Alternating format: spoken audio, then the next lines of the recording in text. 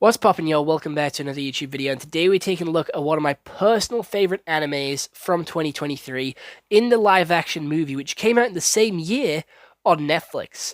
So, Zom 100 is a 12-episode anime, all around 20 minutes each, easily watchable in a day, and is about a zombie outbreak in Japan. Alright, you still with me? The live-action follows the same story, but does it slightly differently. And I'm going to be honest, it's not the best live-action anime I've seen, but it isn't the worst. It takes the story and makes it its own. And I think that's still pretty good. If it wasn't, based on Zom 100, I think it would be a little bit of a strange zombie movie. But it does still hold its own as a zombie movie, I will admit. So let's quickly get into it. Zom 100, the live action, basically just follows the same plotline as the anime. The guy, our main character, Tendo, is in a very abusive job and makes him stay overtime. Opens the same way, him getting depressed, and basically the color of the world comes back when he manages to free himself from the zombies.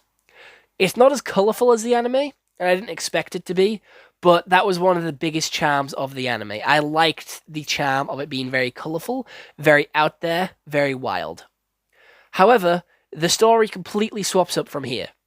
He goes to his roof, hides up there, sets up camp. He makes a steak and goes to the shop for the steak. Not for beer, but for sort of sauce for his steak. So that's already our first change. He meets the girl, and a garbage truck does not crash into the shop. A zombie walks in, and they both walk out fine. We then have Tendo getting bored and wanting to meet someone, so he goes to save his friend from a strip club. Correct. He doesn't get naked at all in this movie, something that I'm thankful for, but is still a noticeable change. He doesn't go blonde, but they get in to a store because they're looking for supplies. Not a flat screen TV, just supplies. The bus is outside, which isn't the bus going to the aquarium. It's just the bus, and they all run inside, and they see the flight attendant. Both flight attendants go with the blonde guy, who isn't blonde yet, but they both go with him. And instead of Tendo getting one, having that really special moment on the staircase, he's just left alone. The guy then turns into a zombie and bites the two flight attendants. For whatever reason, the main girl is here as well. For whatever fucking reason, the main girl's there. And they then travel. They then get in an RV. They shouldn't have the RV yet, by the way, but they get it because it's just right outside the shop. And they drive. They drive to the aquarium so that he can fulfill his dream of being a superhero, which should have happened after. Alright? We get the RV to this place. However, it's not the shopping mall that is run by his old boss. It's the aquarium. Alright? So already another difference. So they're at the aquarium, and they're being made to work. The blonde guy isn't dead yet. Just gonna put that out there. And that's pretty much it. The shark still grows legs. The zombies still run in. His boss still gets eaten. And a load of the workers get eaten. They manage to escape after convincing Tendo. And they drive off into the sunset, and that's where the movie ends. They fight the shark, and it's goofy as shit. They did everything in completely different orders and for different reasons.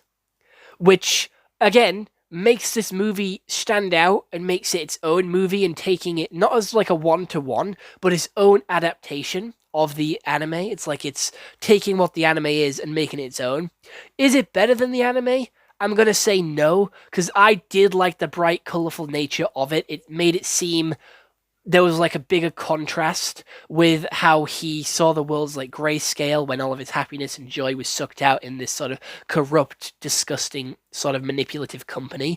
And then when the zombies came, it made his life bright and colorful, and he wanted to do all 100 things on his list. And I don't know, it just made it seem still dark and brooding and still not happy as it should have been. because of the zombies looking as grey and dull as they do. I'm not sure what colour they are in the manga, I'm going to be honest, so I guess they didn't have to make them rainbow. I think the joke comedy guy didn't even make a single joke in this, which was a huge part of his character arc and a huge part of his character. We also never saw Beatrix in this 2 hour long movie. Yes, this movie's 2 hours long. We never saw Beatrix.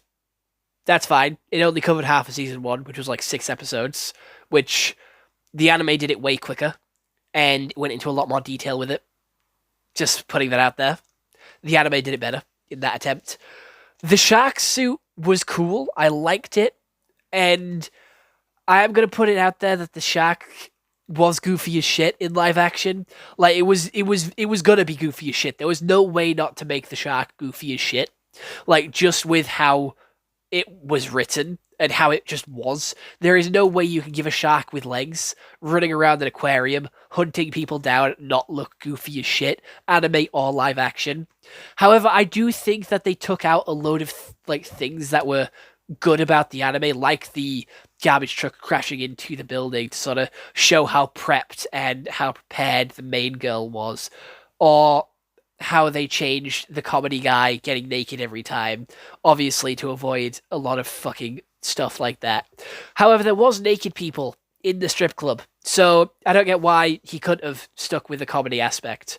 I mean, fair enough, don't strip down, that's fine. I'm not arguing that point. I'm just saying, why did they have to get rid of the comedy aspect of his character? The zombies were disgusting and gross. Like, the makeup was absolutely incredible. The makeup for this was absolutely incredible. I will admit that. Like, they looked very threatening and very disgusting and very creepy. The world collapsing wasn't really shown. I'm going to be honest. The world collapsing just sort of happened and wasn't like a gradual build. It just sort of like, oh, zombies now. Here everything is. Everyone's dying. The neighbors also fucking miraculously survived. Like, the ones which died in the original one. You know, like, we saw them die and turn into zombies in the anime, but in this one, they survived for whatever fucking reason.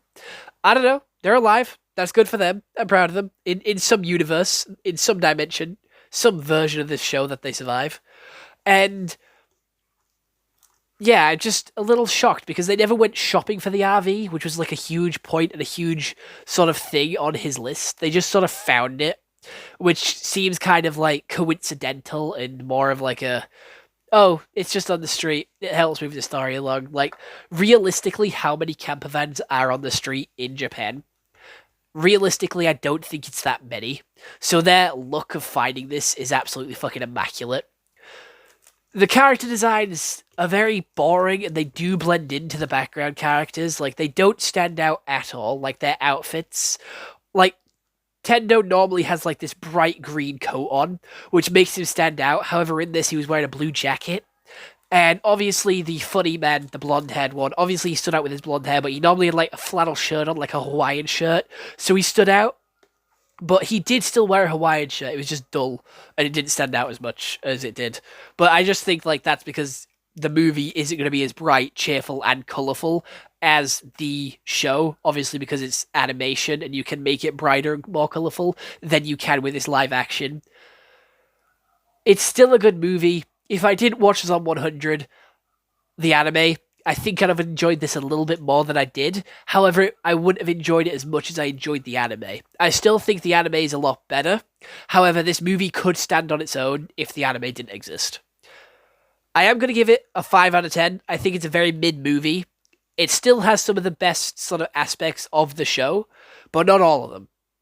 So I am going to have to put it there as a 5 out of 10.